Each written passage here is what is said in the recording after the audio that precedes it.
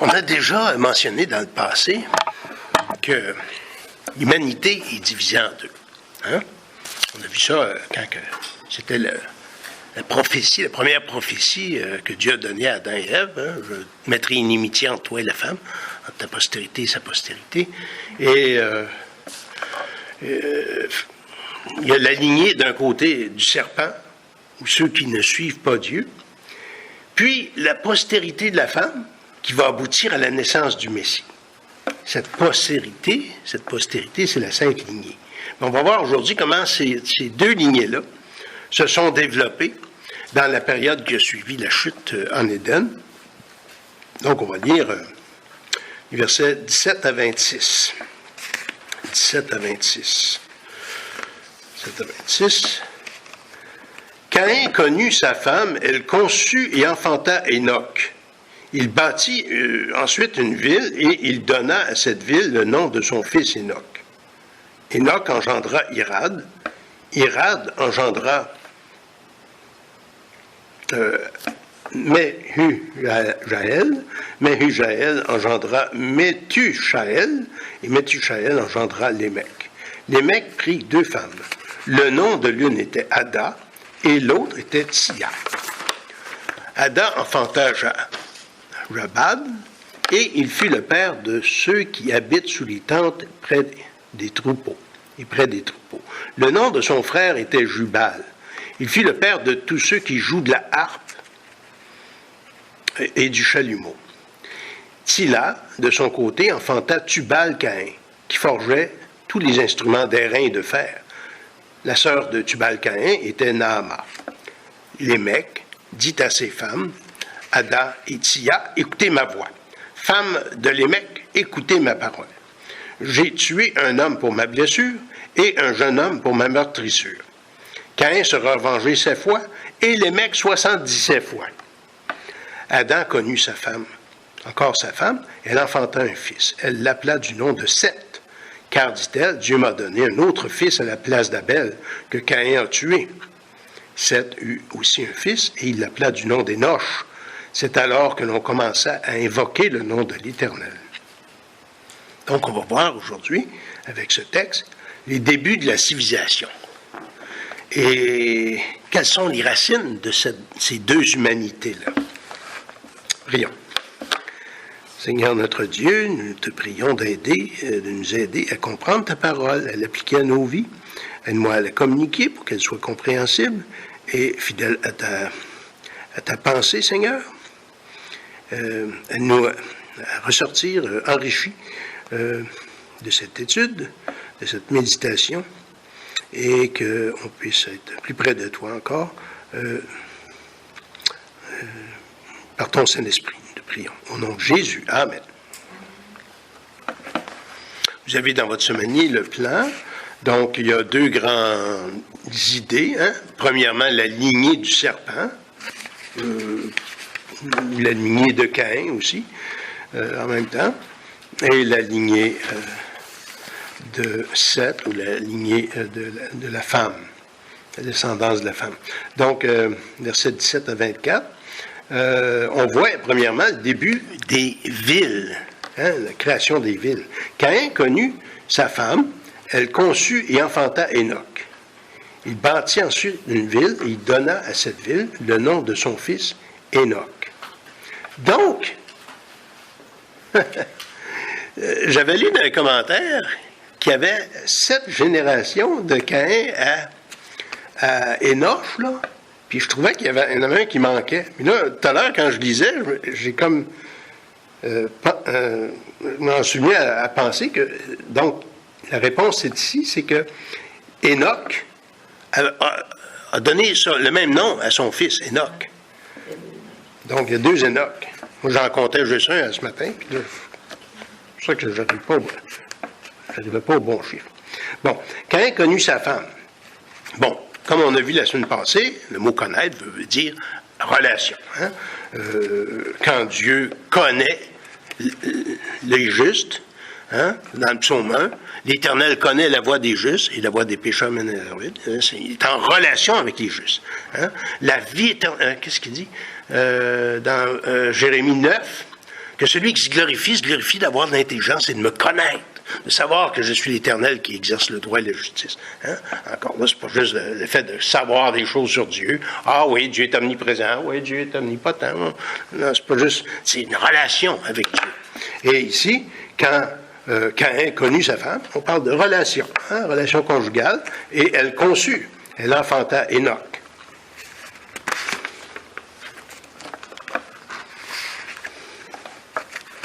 Et on se disait, ouais,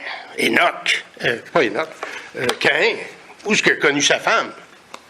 L'humanité n'était pas grande, puis il y avait juste une famille. Ben, Dieu a dit à Adam et Ève de se multiplier. Donc, ils se sont multipliés. Ils ont eu beaucoup d'enfants, et à ce moment-là, la consanguinité, mariage consanguin n'était pas interdit à ce moment-là, c'est venu plus tard, et selon les besoins de l'humanité qui étaient des besoins à l'état, l'humanité qui était à son état embryonnaire, c'était donc permis qu'il y ait des mariage consanguin dans cette famille-là, mais il y en a eu beaucoup d'enfants. Exemple, si Adam avait 130 ans, parce que quand on va dans la généalogie plus loin, Adam a connu sa femme.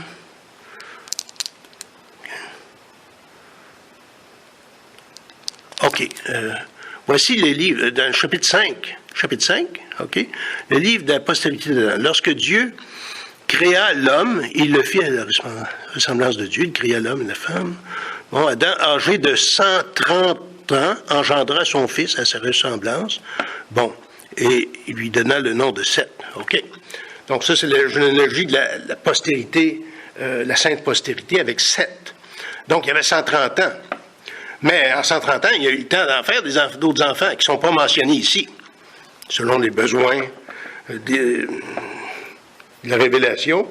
Donc, beaucoup d'enfants qui ont eu d'autres enfants, beaucoup d'enfants. Donc, Caïn, à un moment donné, il y a eu sûrement le choix d'avoir aussi une femme dans toute cette fratrie, si on peut dire ainsi. Hein? Donc, si Adam avait 130 ans, peut-être son fils Caïn avait 50 ans, et lorsque les filles sont nées, bon, une fois rendues à 18 ans, peut-être Caïn avait 68, 70 ans, et là, la durée de la vie était plus grande à ce moment-là, quand on voit les généalogies de Genèse. Donc, premier fils de Caïn, Enoch. Il a contribué à construire la première agglomération urbaine de l'histoire. Hein? Mais là, regarde, qu'est-ce que ça dit?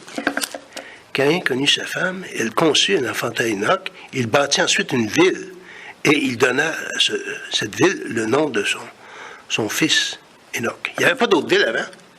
Donc, la théorie de Jean-Jacques Rousseau, hein, que la société, l'homme est bon foncièrement, mais c'est la société qui le corrompt, hein?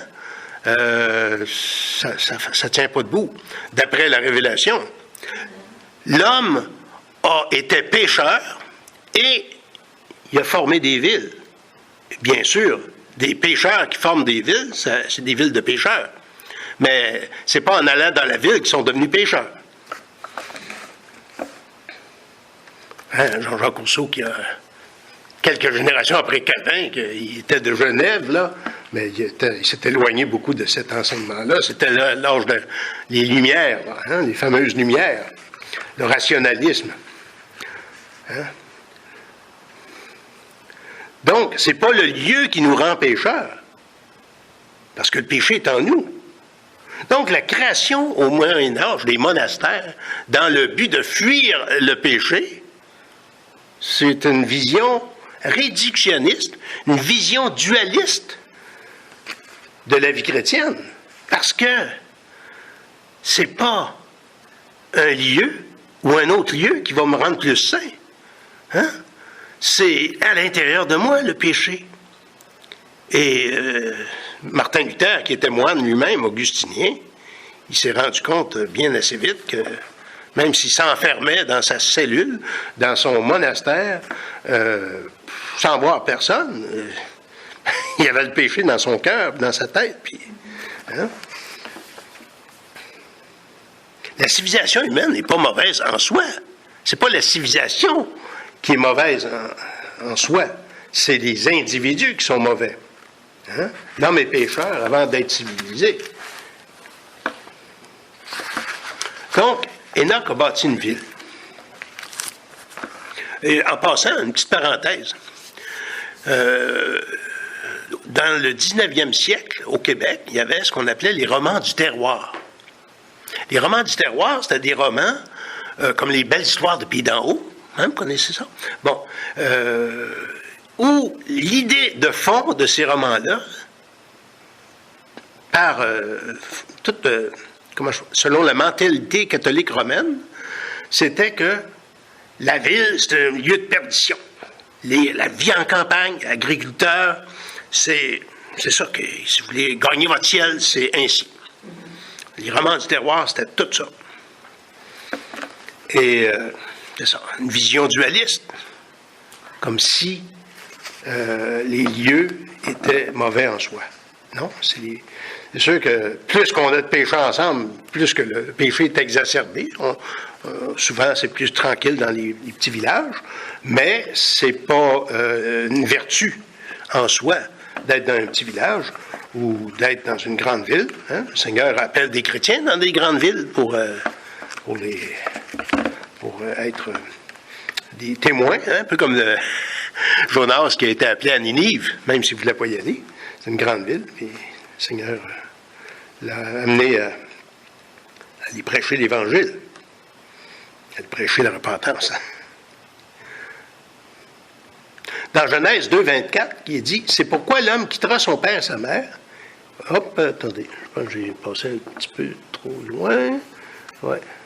Donc, deuxième élément qu'il faut souligner, c'est qu'il y a eu les débuts, non seulement des villes, mais début de la polygamie, hein, avec les Mecs, versets 18-19.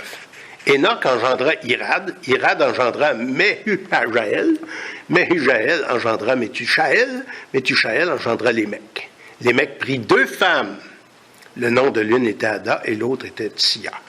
Donc, en raison de la corruption humaine, les Mecs ne s'est pas contenté d'avoir une femme. Ça y en prenait 2. Et pourtant, Dieu l'avait dit. Dieu n'avait pas commandé la polygamie. Il avait commandé la monogamie. Genèse 2, 24. C'est pourquoi l'homme quittera son père et sa mère, s'attachera à sa femme, et les 2 deviendront une seule chair. Sa femme, pas ses femmes. Dieu, donc, n'a jamais commandé la polygamie. Il l'a permise ou il l'a tolérée, on pourrait dire ainsi, dans l'Ancien Testament, mais le seul commandement que c'était, c'est la monogamie. Hein? C'est ce qu'on voit dans la Bible. Donc, la polygamie, même s'il était toléré, même avec Abraham et d'autres, c'était une source de problème, la polygamie. Genèse 16, verset 1. Est-ce qu'il y aurait une volontaire pour nous lire ça? Genèse 16, verset 1. Tiens, peut-être deux versets chaque. Hein? Jusqu'au verset 6. 1 à 6. Sarai, femme d'Abraham, ne lui avait point donné d'enfant. Elle avait une servante égyptienne nommée Agar. Et Sarai dit à Abraham, « Voici l'Éternel m'a rendu stérile. Je te prie vers ma servante. Peut-être aurai-je par elle des enfants. » Abraham écouta la voix de Sarai.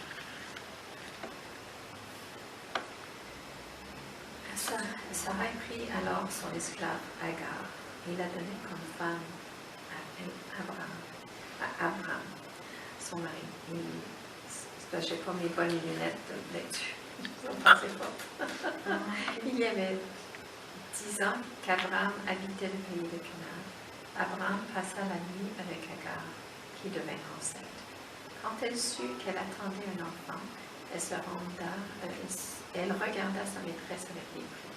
Sarai dit alors à Abraham, à toi de supporter les conséquences de l'injure qui m'est faite.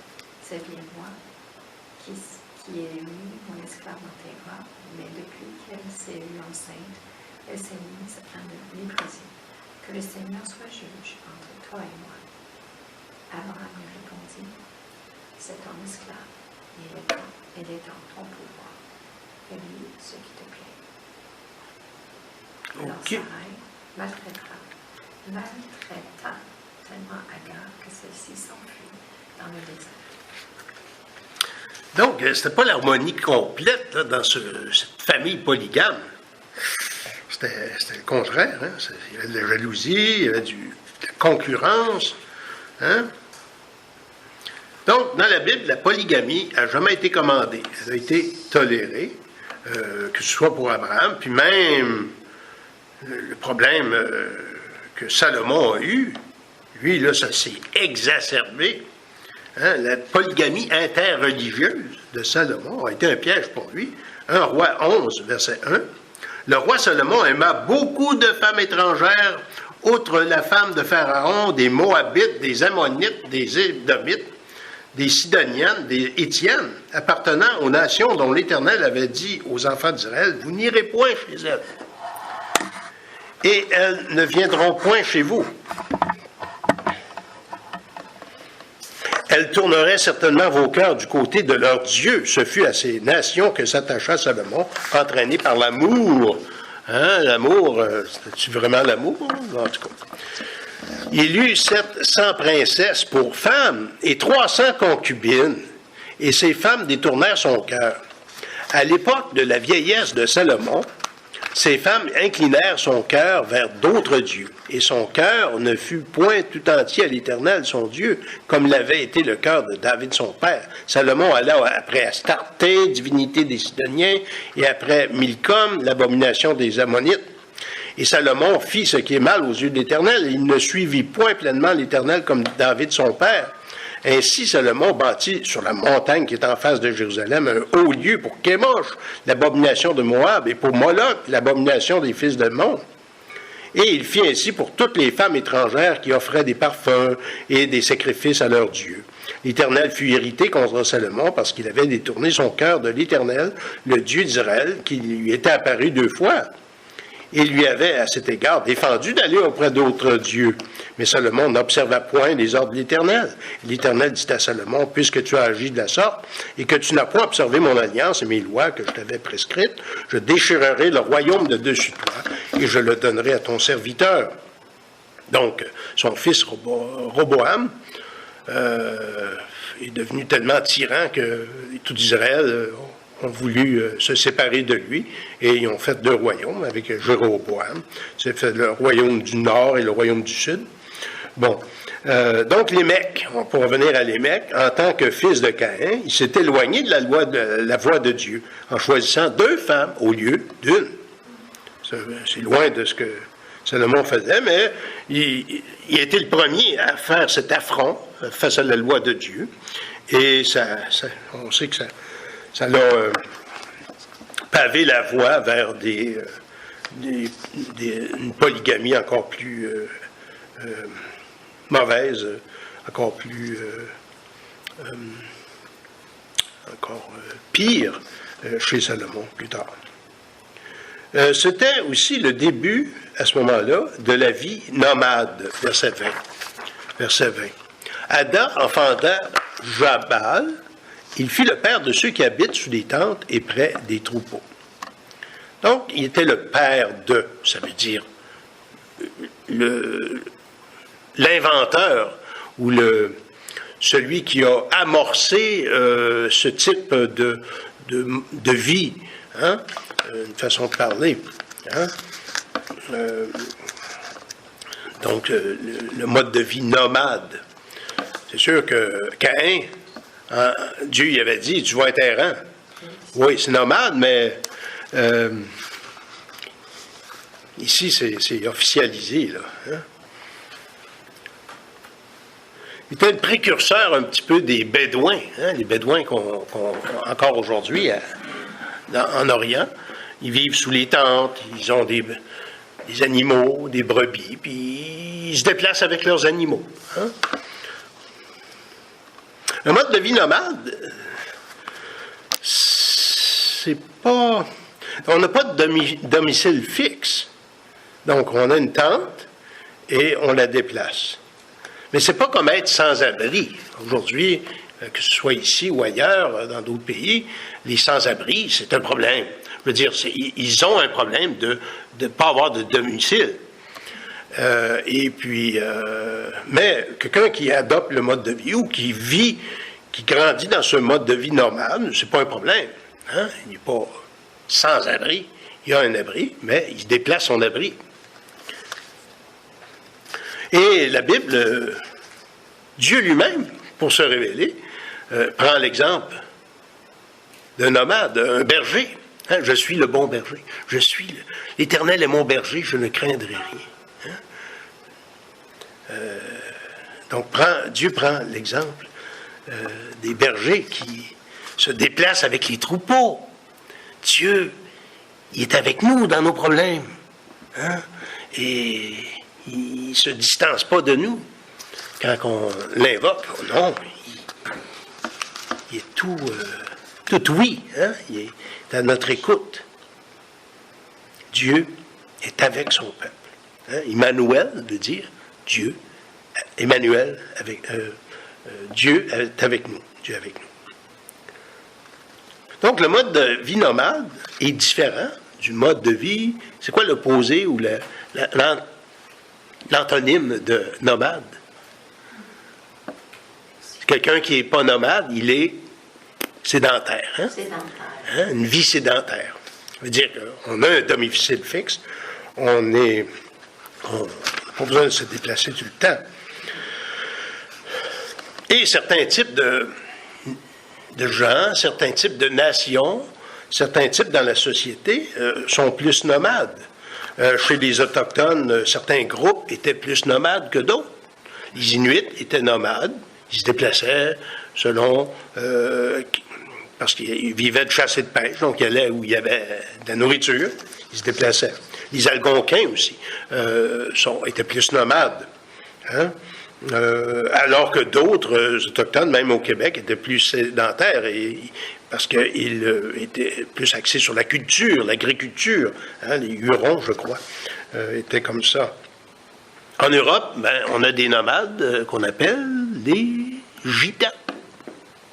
Hein, ils se déplacent avec leurs roulottes ou avec leurs autos maintenant, mais ils n'ont pas d'endroit fixe où rester.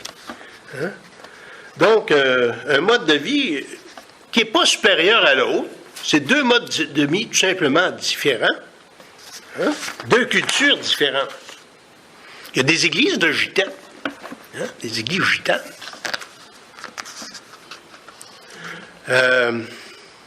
C'était aussi le début de la musique, verset 21, ou le début des instruments de musique, peut-être. Le nom de son frère était Jubal. Il fut le... Verset 21, je vais juste vérifier quelque chose ici. Le nom de son frère était Jubal. Okay, Jabal, c'est verset 24, c'est Jubal. Ouais. Non, mais j'étais en train de me demander, parce que durant la semaine, j'ai eu à utiliser d'autres traductions. Fait qu'en faisant mon cut and paste dans mon texte, je me demandais si j'avais pris la seconde 1910 ou un autre, en tout cas. Donc, il y avait un autre descendant de Lémec, Jubal, et il inventa des instruments de musique. Un grand spécialiste de la musique, c'est un musicien lui-même, et c'est un prof d'apologétique à Westminster Theological Seminary, William Edgar. Donc, il est presbytérien, et c'est un spécialiste, il est déjà venu nous enseigner à Québec, il avait été à l'Institut Farrell, puis il était venu nous faire une série de conférences sur la musique aussi, et il a écrit un des livres les plus fouillés, les plus approfondis que j'ai jamais lus sur la musique dans la Bible, Clé pour la musique. Fait que, juste sur Jubal, sur le rôle de Jubal, il y a 40 pages, un chapitre de 40 pages sur Jubal, l'inventeur des instruments de musique. Page 39 à 79 de ce livre-là. Hein? Donc, si on veut résumer son propos, qu'est-ce qu'il dit? C'est que tout comme le chapitre 4 de Genèse nous relate l'origine humaine des différents aspects de la vie humaine, hein, que ce soit la construction des villes, la vie de nomade, les ouvrages métalliques, plus loin qu'on va voir. Il relate aussi l'origine humaine de la musique. Parce Parce qu'il chez les Grecs, eux, ils disaient que la musique, ça venait directement des dieux. Hein? Et il y a certains versets qui sont interprétés, des fois, de cette manière-là. Ah, la musique vient de Dieu. Ben, OK, quand on dit ça, il faut vraiment s'expliquer expliquer correctement. C'est sûr que tous nos talents viennent de Dieu. Mais l'invention de la musique, des instruments de musique, c'est les humains. Ça fait partie de la culture humaine. Mais quelque chose qu'il faut spécifier, c'est que tout comme les autres aspects de la culture humaine, elle a une vocation divine. Il faut rendre gloire à Dieu avec ce qu'on a. Hein? Avec nos petits tricots, mettons que je fais une peinture, ben, je veux rendre gloire à Dieu. C'est moi qui l'ai fait, cette peinture-là, mais je veux rendre gloire à Dieu, je veux glorifier Dieu avec mon talent. Hein? Dans le psaume 150, il dit de louer l'Éternel avec tous nos instruments, avec tout ce qu'on a et ce qu'on est.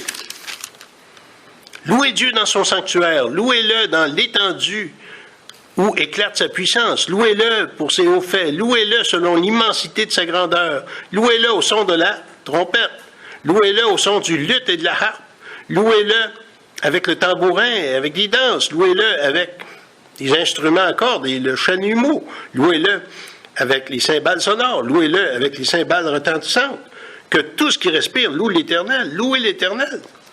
Hein, donc, louez l'Éternel avec tout ce qu'on est, tout ce qu'on a. Hein?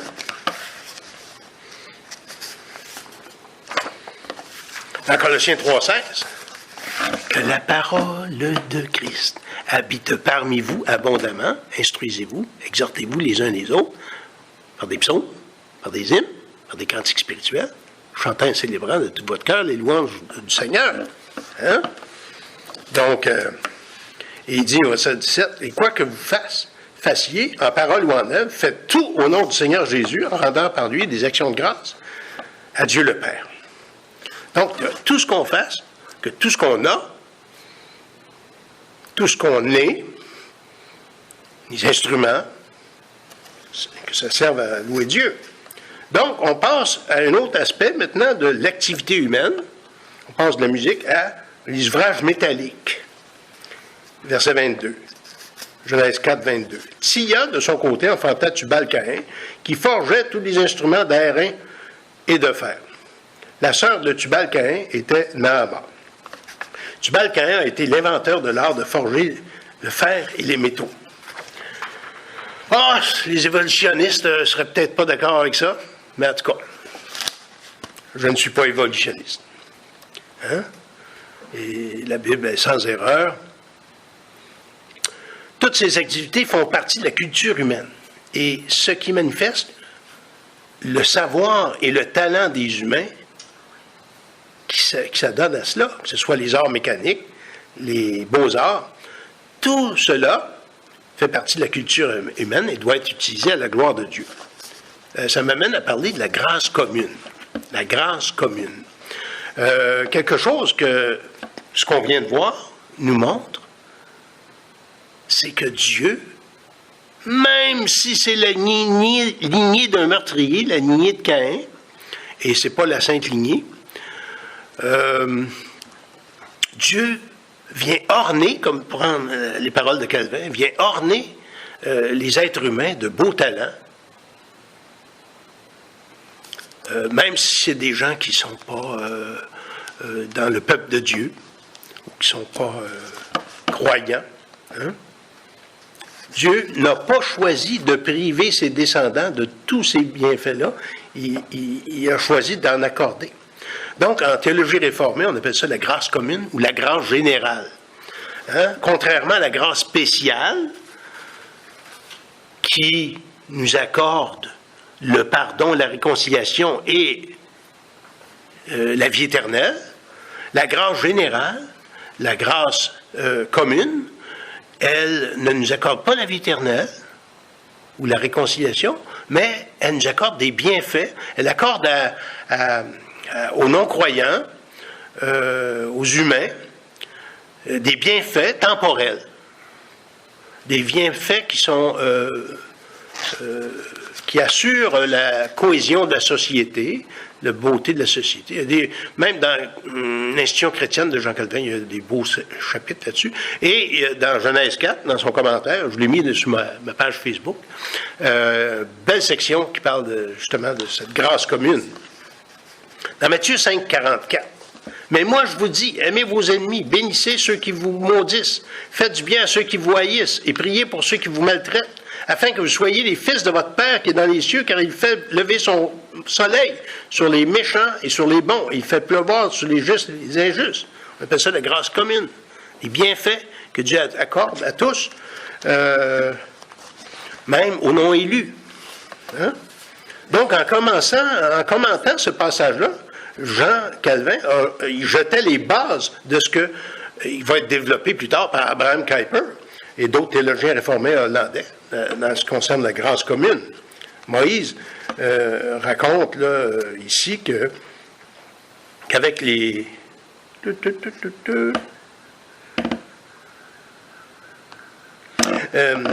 donc Moïse, c'est cette petite citation de Calvin ici. Moïse raconte maintenant qu'avec les mots qui provenaient de la famille de Caïn, du bien s'était mélangé. Hein? Il y avait pas juste du mal dans cette lignée-là, mais il y avait aussi du bien que Dieu donnait. Hein? L'invention des arts et d'autres choses qui servent à l'usage commun et à la commodité de la vie est un don de Dieu nullement à mépriser et une faculté digne d'éloge. Il est vraiment merveilleux que cette race, qui était la plus profondément déchue de son intégrité, eût surpassé le reste de la postérité d'Adam dans de rares dotations, des beaux dons de talent qu'ils avaient. Cependant, je crois comprendre que Moïse a parlé expressément de ces arts comme ayant été inventés dans la famille de Caïn, dans le but de montrer qu'il n'était pas si maudit par le Seigneur, il n'était pas si rejeté du Seigneur, autrement dit, ces gens-là, mais qu'il disperserait lui-même encore, Dieu disperserait encore d'excellents cadeaux parmi sa postérité. En tout cas, c'est sur ma page Facebook, là, vous pourrez le lire. Plus en détail. Finalement, la série sur le Sunday, la violence de Lémec, versets 23 à 24. Verset 23-24, chapitre 4, verset 23-24. Finalement, il est mention de la violence et de l'orgueil de Lémec.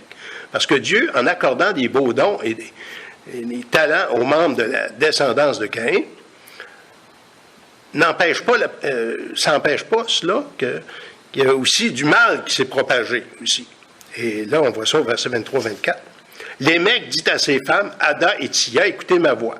Hein, il se met à faire une belle chanson, là, pour se vanter qu'il a tué quelqu'un qui vous donnait du mal, quelqu'un qui l'avait blessé.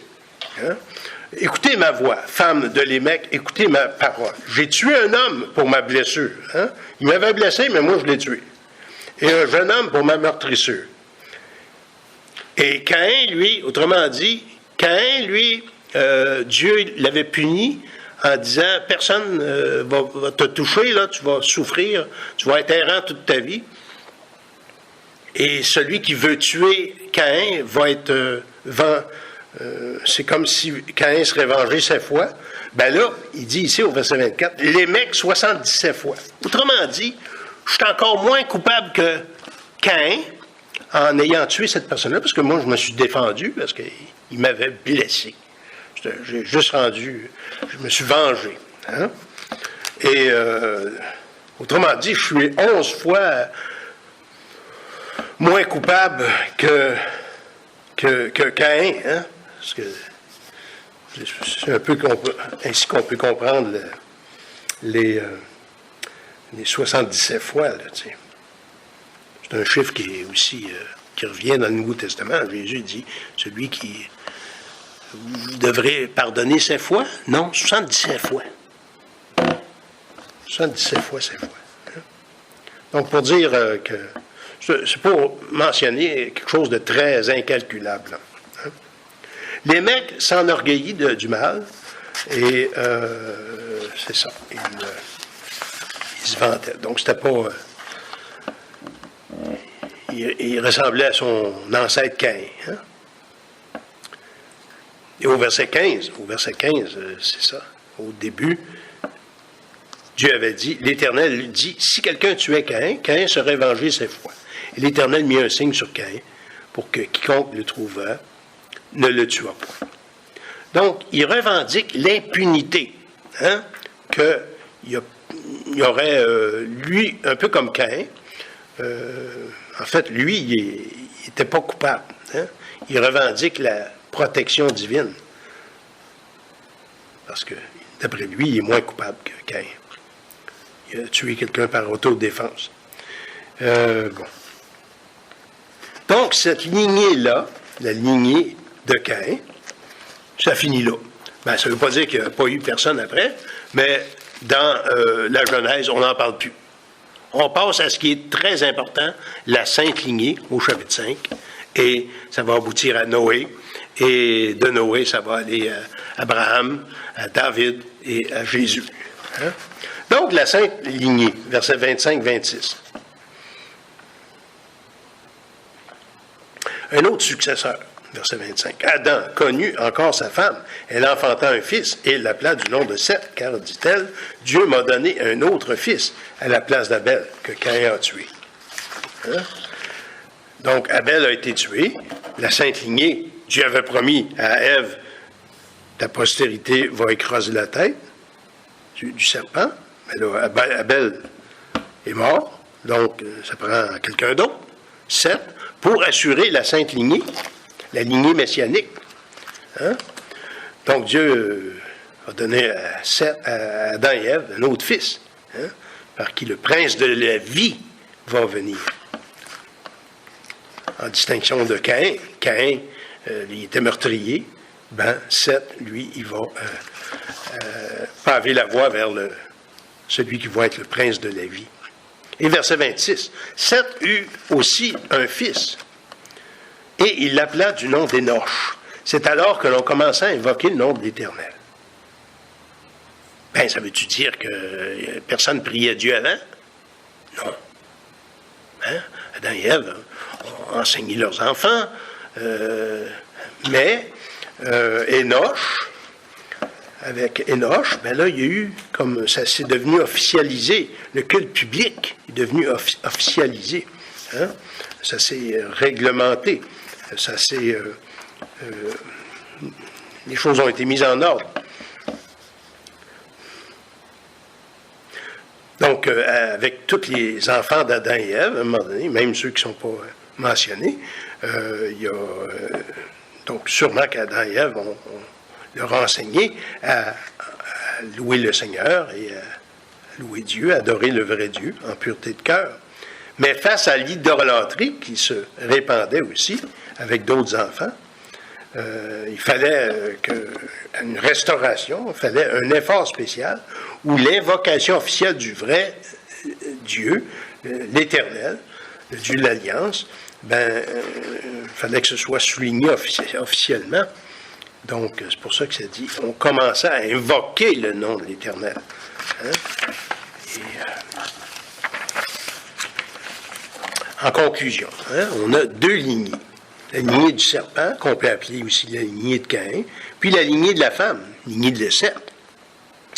La sainte lignée messianique.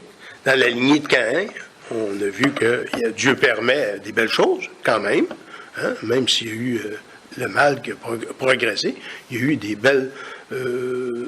beaux dons que Dieu a permis, que certains aient, hein, par grâce commune.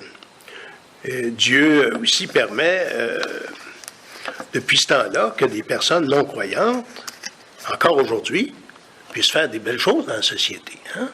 Que ce soit au niveau social ou au niveau scientifique. Hein? Il faut reconnaître cela. Il faut que nous, en tant que croyants, qu'on reconnaisse, on soit prêts à reconnaître cela. Il ne faut pas dire « Ah, c'est Satan qui fait ça, là. » Non, c'est Dieu. All good gifts around us are come from heaven above. Hein? Tous les beaux dons, tout ce qui est beau, ça vient de Dieu. Mais Satan, des fois, il détourne l'attention des gens, détourne les beaux dons vers un usage qui illicite. Et il y a eu un déclin moral avec les mecs. Hein? Et il faut reconnaître aussi que, avec le bien qu'il y a dans la société, il y a un déclin moral qui est réalisé encore aujourd'hui. Dieu a suscité un successeur, un remplaçant à Abel, c'était Seth, qui va venir plus tard, qui va paver la voie vers Noé et sa famille, Abraham, David et le Christ. Hein? Ben, que le Seigneur nous donne des yeux, nous, pour pouvoir reconnaître ce qu'il y a de beau, hein, dans la société et le bien qui se fait dans le monde, tant par les croyants que les non-croyants, chacun dans son secteur, que le Seigneur nous donne aussi de pouvoir exploiter nos talents afin de faire progresser la société. Hein? Demain, on va aller voter. Il n'y a pas un parti qui est parfait. Et que c'est difficile, des fois, de se brancher et de faire un choix. Ah ben, c'est ça, nous autres, on reste... Attends. Ah oui, tu restes au Québec, toi aussi. Ah. De toute façon. C'est ça. Fait que demain, il faut aller voter. Fait que Dieu nous guide afin dans notre conscience, de faire le choix qui est le plus juste par sa grâce, afin qu'on puisse vivre en toute piété, en toute simplicité, en toute paix, de manière paisible dans notre société. Comme l'apôtre Paul nous invite à le faire, hein, prier pour les autorités. Prions. Seigneur notre Dieu, nous, face à ce texte, Seigneur, nous voyons les origines du mal, nous voyons les origines aussi de la civilisation et ton intervention dans tout cela, dans ta grâce commune et dans la grâce salvatrice avec la sainte lignée. Tu as permis que Seth soit l'ancêtre d'Abraham, de Noé et d'Abraham et de David et des autres qui ont suivi pour aboutir jusqu'à Jésus. Te prions que tu puisses nous guider demain afin que tu puisses